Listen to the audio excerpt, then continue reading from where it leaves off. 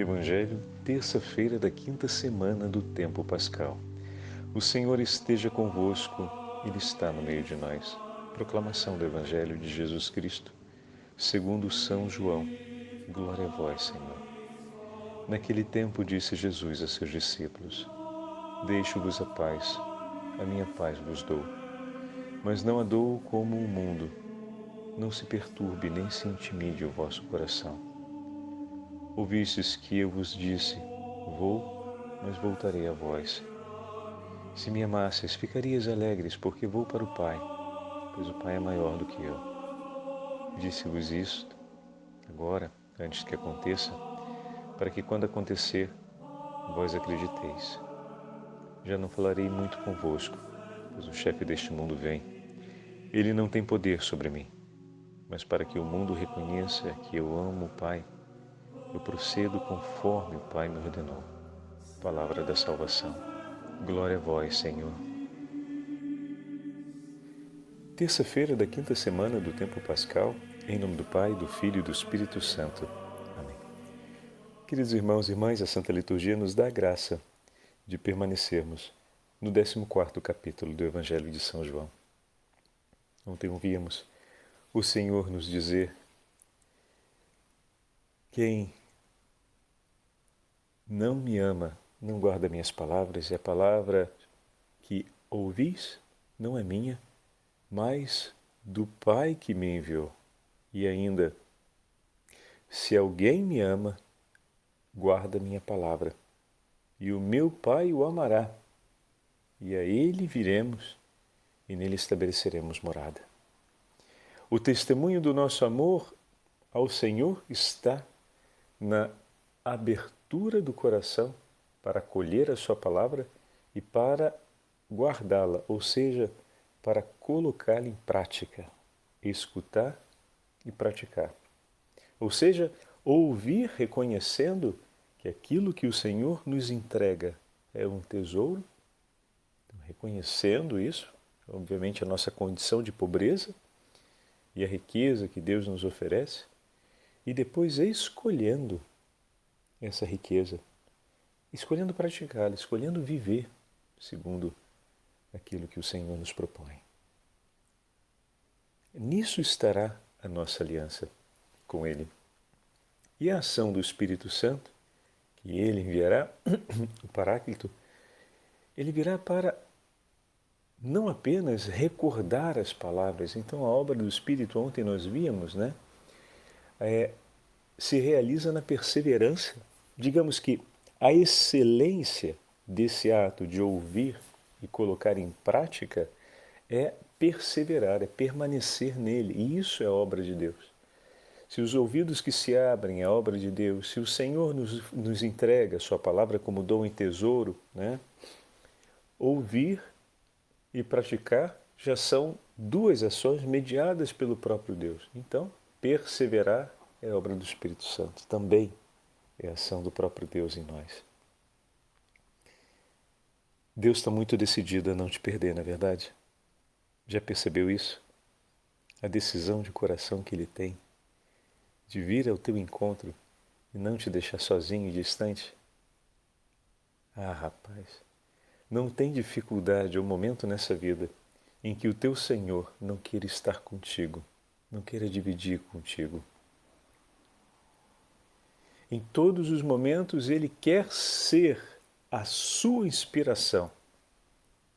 Ou seja, Ele quer falar contigo, Ele quer mover o teu coração, Ele quer abrir os teus ouvidos para que Ele venha a palavra justa, a atitude justa, a reflexão justa, o pensamento justo.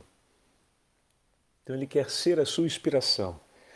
Ao mesmo tempo, Ele quer ser a sua força, porque é Ele que te sustenta cada vez em que você age em seu nome. Ele vem em seu socorro, Ele se faz presente por ti. Ele é a nossa força. E Ele também quer permanecer como penhor da tua glória, ou seja, Ele é aquele que move a sua perseverança. e que realiza essa perseverança em ti. Então, esse é o desejo do bom Deus, essa é a escolha do Senhor por mim e por você.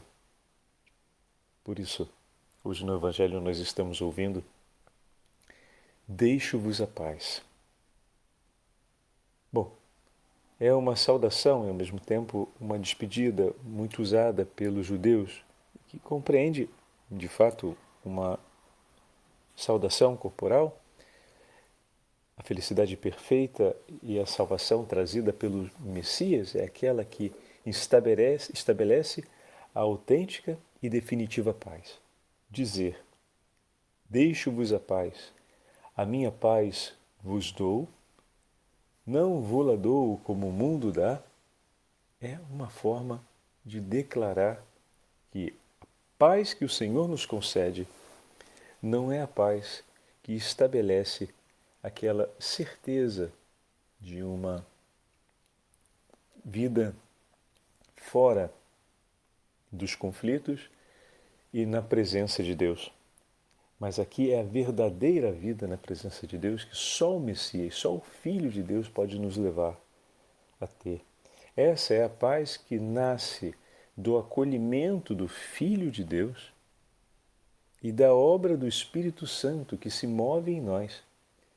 É o Espírito Santo que pouco a pouco edifica e sustenta a paz em nossas vidas. Não se perturbe nem se intimide o vosso coração. O Senhor continuou na afirmação do Evangelho a declarar. Não podemos esquecer que esse é o discurso muito turbulento da despedida, né? Turbulento do ponto de vista emocional. Então, a traição de Pedro, a despedida de Jesus, a negação de Pedro, todos esses eventos estão ali. É claro que o coração pode se perturbar vendo a própria miséria, para poder reconhecer a grandeza do tesouro de Deus. É claro que o coração pode se perturbar vendo a intensidade da força de Deus em nós e a pouca disposição do nosso coração em colocar em prática tudo aquilo que Deus move dentro da gente. É claro que a gente pode se intimidar vendo a necessidade no mundo, a urgência no mundo e na nossa vida como um todo da ação desse amor e como devagarzinho ele vai começando em nós, porque não fere a nossa liberdade, mas vai envolvendo cada vez mais a adesão da nossa liberdade. Então isso pode nos perturbar. E por fim pode nos perturbar ainda a inconstância com a qual perseveramos, ou seja, as circunstâncias em que estabelecemos resistência para a ação do Espírito. No agir, no modelar, no impelir, no gerar essa vida nova em nossa própria vida. Então, nessas três realidades, o nosso coração pode se perturbar e pode também se intimidar. E o Senhor já diz: não se perturbe nem se intimide o vosso coração. O que significa dizer que, conhecendo essas três vulnerabilidades, o Senhor se faz por nós, de maneira a vir em nosso socorro e nesses três momentos. Então, toda vez que você sentir que uma inspiração do Senhor aparece, mas encontra dificuldade de ser acolhida pelo teu coração, pede ao teu Senhor a graça de poder acolhê-la e que te ajude a isso. Da mesma forma, quando sentir ou perceber a necessidade que há no mundo da ação do Senhor, antes de mais nada, fale com Ele a respeito disso. Se você sente a pobreza interior que você tem para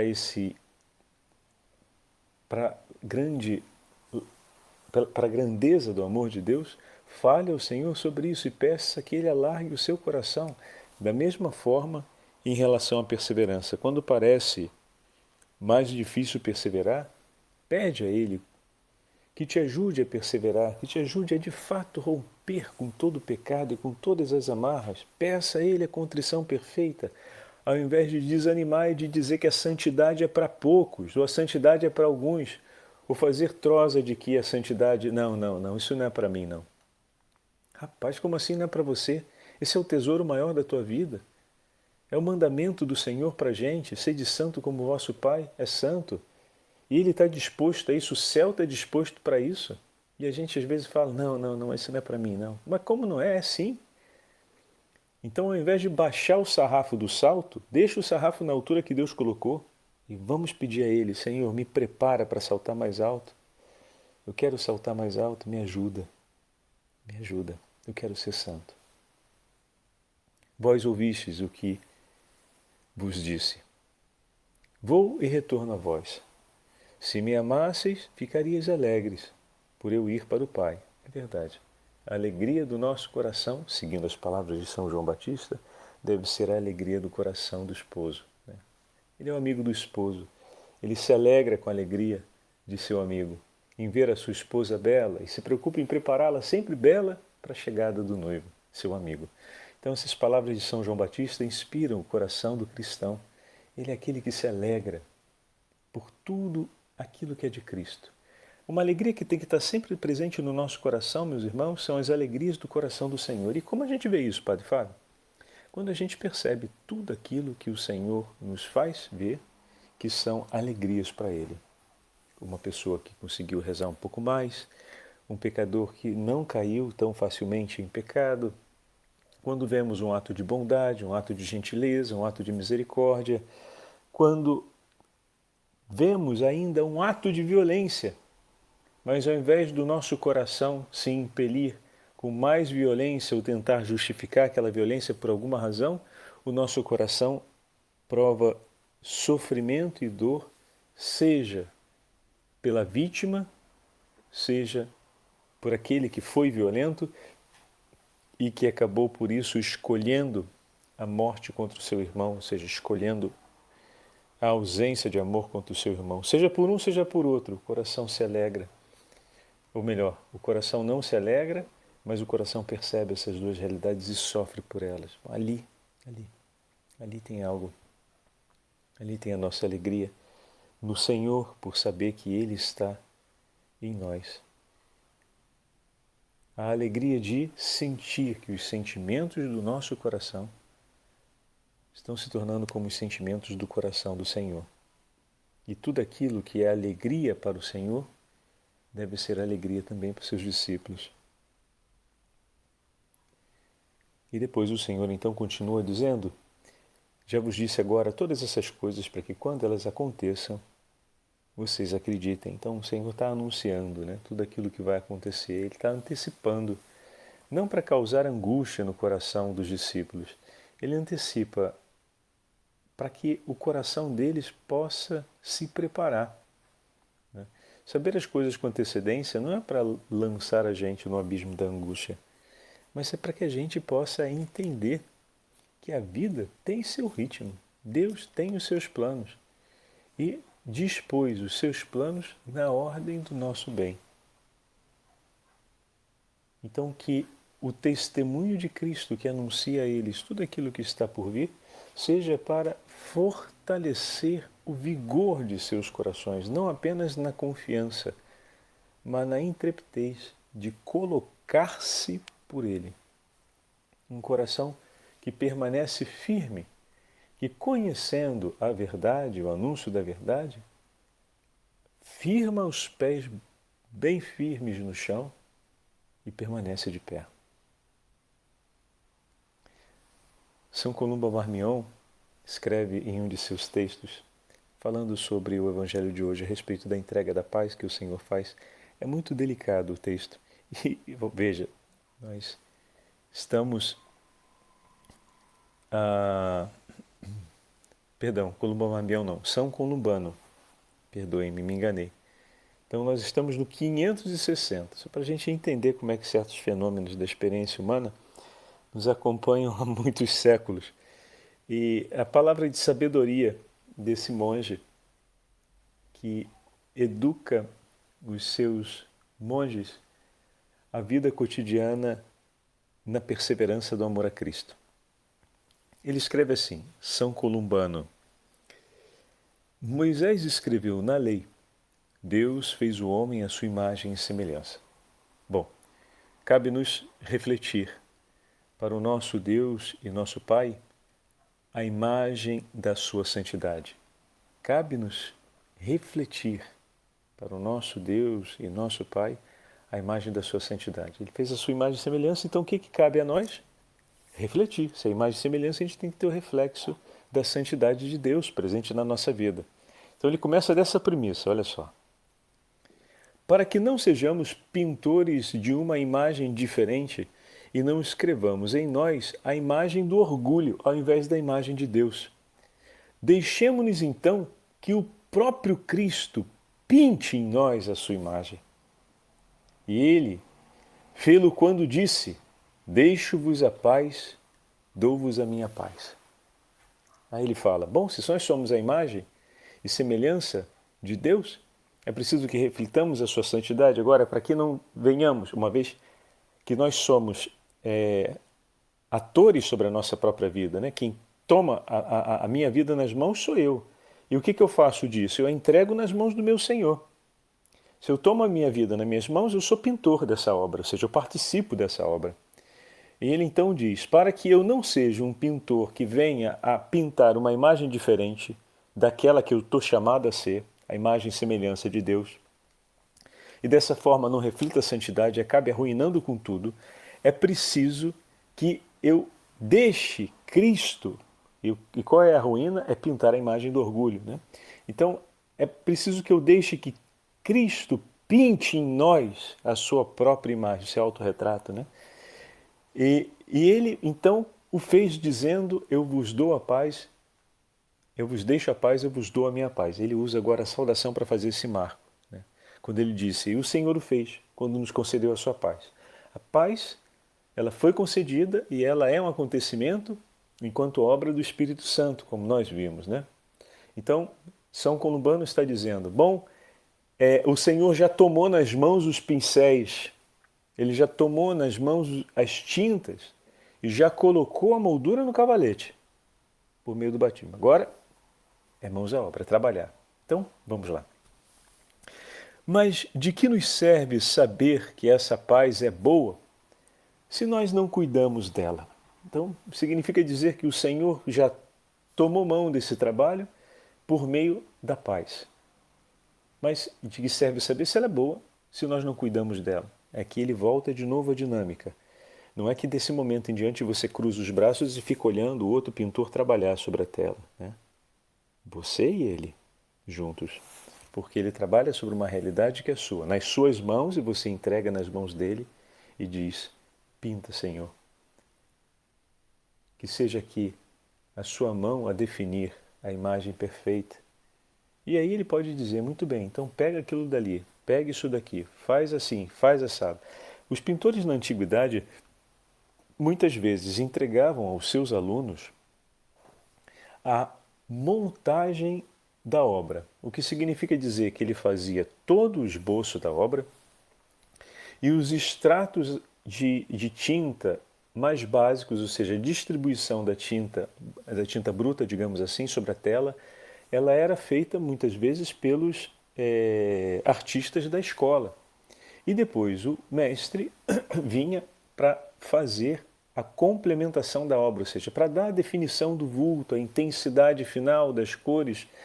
E dessa forma, muitos maestros iam ensinando seus alunos as técnicas de pintura. Então, pois bem, pode ser que o Senhor diga, vai, agora aqui, pega isso, você pega ali, passa essa tinta aqui, passa isso aqui. Ele vai dando as instruções de como viver, de como elaborar essa obra. Aquilo que é bom, habitualmente, é frágil e não podemos ignorar isso. E os bens preciosos reclamam, sim, cuidados maiores e uma atenção mais vigilante com eles. Olha que delicado, é verdade, né? Aquilo que é bom, muitas vezes, é frágil. E os bens preciosos, a gente tem que ter uma atenção e um cuidado maior por eles. Muito frágil é a paz, que se pode perder por uma palavra apressada ou uma pequena mágoa infligida a um irmão.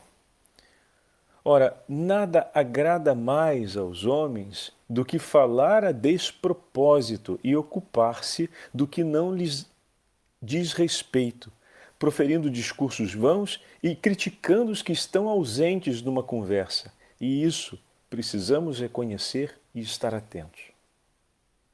Daí que aqueles que não podem dizer: o Senhor deu-me uma língua de discípulo para que eu saiba reconfortar pela palavra os que estão abatidos, deve ter maior atenção em calar-se. Ou, se dizem alguma palavra, que seja, por excelência, uma palavra escolhida em favor da paz. Claríssima instrução, né? De uma realidade que é muito conhecida por todos nós. Ele está mostrando para a gente como cuidar daquilo que é frágil. Ele reconhece aquilo que é uma miséria nossa, reconhece o quão precioso é o tesouro, o dom da paz, e nos instrui de que forma devemos ser diligentes. Se não consigo ainda viver como o Senhor me disse, né? Eis que o Senhor me deu uma língua de discípulo. Se não cheguei ainda a esse ponto da continência e esse ponto da sabedoria interior, não se desespere, não ache que você seja pior do que o outro. Não abandone o teu compromisso de zelar cuidadosamente por aquilo que o Senhor te deu. E o zelo mais simples, ou o zelo que é possível para você, agora talvez seja esse, de reconhecer a responsabilidade de manter a paz e de evitar as palavras que possam levar à sua perda. Né?